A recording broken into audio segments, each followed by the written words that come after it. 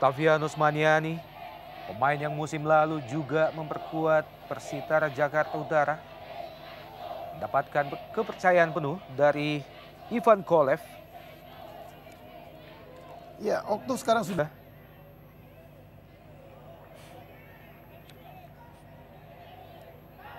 Cristiano Lopez disapu saja oleh Gunawan. Bukan pelanggaran. Danilo Fernando. Pendek saja ke Lopez. Kali ini pelanggaran dilakukan oleh Gunawan terhadap Lopez yang memang terlihat begitu ketat mengawal pergerakan Cristiano Lopez. Ya, memang ini tipikal Cristiano Lopez, diving yang harus diwaspadai oleh pemain belakang Sriwijaya. Kita lihat bagaimana dia menjatuhkan badan. Ini saja kebuntuan, bisa memberi atau membuka peluang bagi tiga penyerang mereka yang notabene sebenarnya naluri penyelesai atau pencetak gol, bukan pemberi umpan seperti Danilo. Ya, kita tahu bahwa musim ini Sriwijaya FC harus melepas Zahrahan. Betul.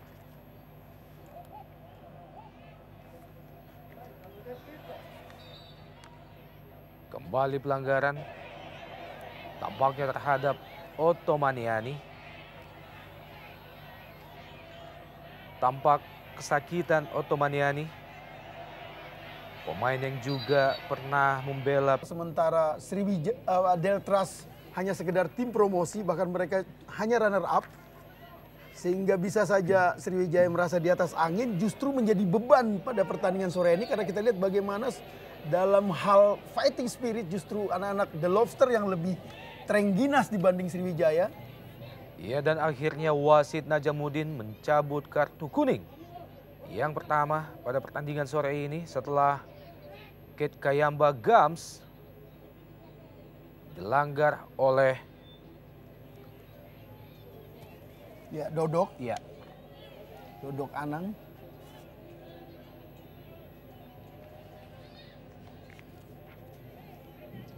Ya, sebuah kartu kuning yang pantas.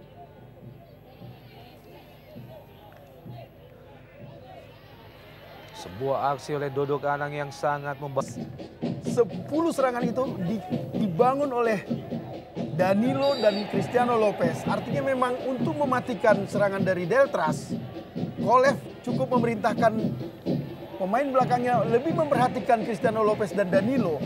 Dan untuk Cristiano Lopez, kita tahu di belakang dari Sriwijaya ada dua mantan pemain Pelita yang mengenal karakter dia, Ridwan dan Supardi. Iya, kita melihat bagaimana oleh Kate Kayamba Gams. Ferry-Aman Saragi ke tiang jauh berhasil disambut oleh Fauzal Mubarok. Pelanggaran tampaknya dilakukan Marcio Souza terhadap penjaga gawang kedua Sriwijaya FC, Fauzal Mubarok.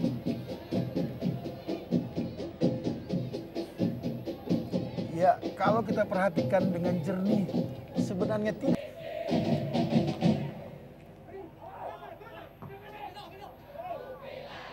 Berusaha melepaskan diri Park Jung-hwan.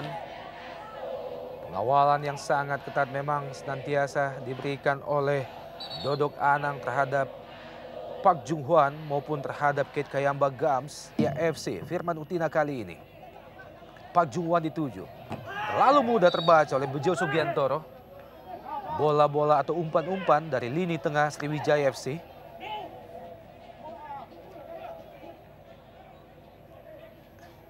Kembali menghasilkan kartu kuning yang ketiga. Yang pantas menurut saya. Memang kita lihat bagaimana Gam melakukan gerakan yang bisa berbahaya bagi kaki dari pemain veteran Bejo Sugiantoro.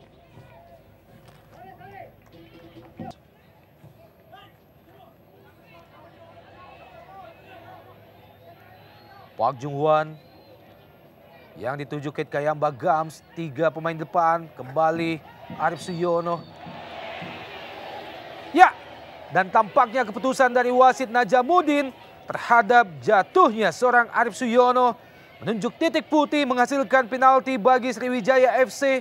Sebuah keputusan yang sangat menguntungkan bagi Sriwijaya FC. Ya, memang terobosan-terobosan berbahaya seperti ini yang perlu banyak dilakukan. Kita lihat bagaimana memang, ya kita lihat ditabrak dari belakang, Bung Opan. Ya. Sehingga sulit untuk mengatakan bahwa ini tidak layak penalti. Iya, Kita nantikan, mampukah Sriwijaya FC memaksimalkan tendangan penalti kali ini?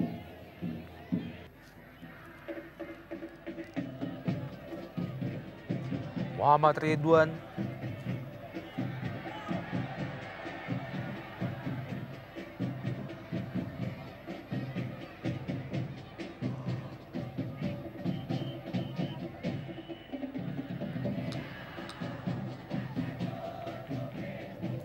Ivan Kolev, mantan pelatih timnas Indonesia. Ya, kita lihat mestinya memang terjadi pelanggaran karena Bejo melakukan menabrak kaki Ridwan di sini, padahal Ridwan memiliki peluang yang cukup jalan bagus.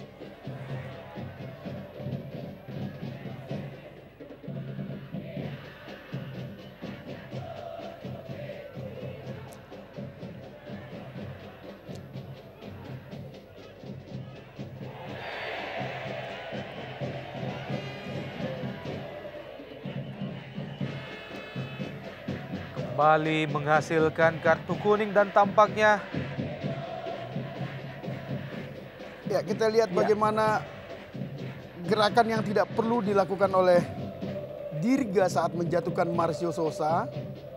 Ya kita lihat ya mestinya ini hanya pelanggaran biasa, tapi kita lihat reaksi dari Dirga, gerakan kecewa, marah yang membuat wasit mau tidak mau harus bagi Delta Sidoarjo sepanjang pertandingan sore ini.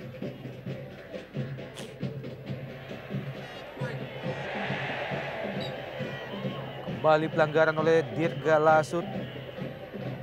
Berusaha menghentikan laju Sutikno. Ya berbahaya memang.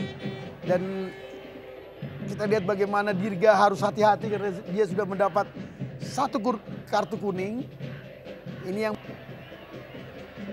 Arif Suyono, masih Arif berpindah ke sisi sebelah kiri. Dirga Lasut. Muhammad Ridwan tadi, Firman Utina. Pelanggaran terhadap Firman Utina dikawal oleh dua pemain sekaligus. Pelanggaran tampaknya oleh Widi Susanto. Pemain yang baru saja masuk menggantikan Dodok Anang. Ya ini sebuah peluang emas. Posisi yang sangat ideal. Hanya dipotong saja oleh Kit Kayamba Gams. Ponario Astaman kali ini. Muhammad Ridwan yang dituju. Ataupun Firman Utina. Kembali Ponario Astaman. Kit Kayamba Gams. Muhammad Ridwan. Ya, kita nantikan keputusan dari wasit.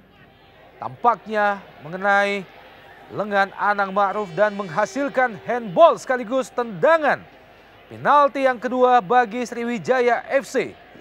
Ya kita lihat dengan jelas bola memang gerakan tangan dari. Baru saja Kit Kayamba Gams berhasil memperkecil kedudukan. Ketertinggalan bagi Sriwijaya menjadi 2-1 melalui gol dari Titik Putih. Kembali terjatuh Arif Suyono. Tampaknya menghasilkan tendangan pojok bagi Sriwijaya. Masih tampak kesakitan Sutikno. Marcio Souza.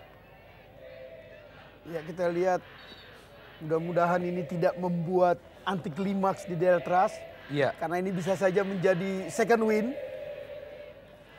Titik balik dari kembalinya rasa percaya diri anak-anak Laskar Wongkit. Sutikno. Danilo Fernando kali ini berhasil menguasai bola. Danilo Fernando.